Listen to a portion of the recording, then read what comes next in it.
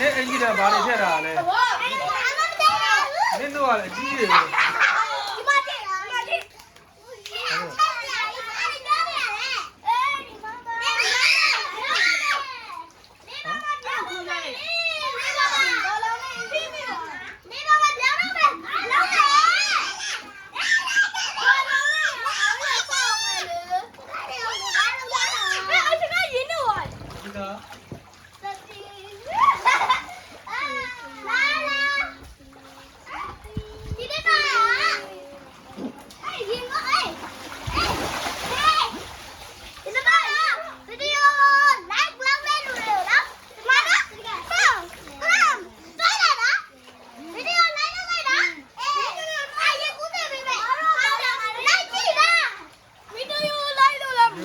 ကံမကောင်းပါဘူးအစ်စ်ဝယ်လာတာဗျာ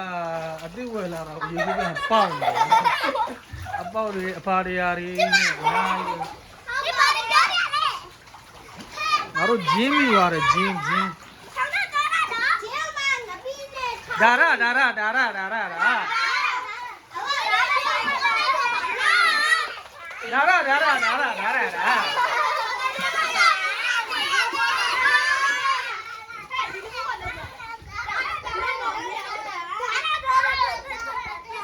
ဒီရေကူးကန်နဲ့အဆက်ပြတ်နေတာ3နှစ်ရှိသွားပါပြီဗျာဟုတ်ကဲ့ပါခင်ဗျာ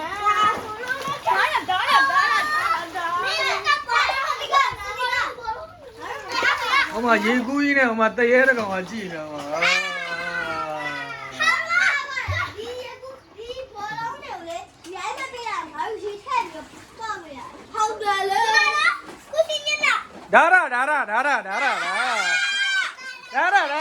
ဒါရ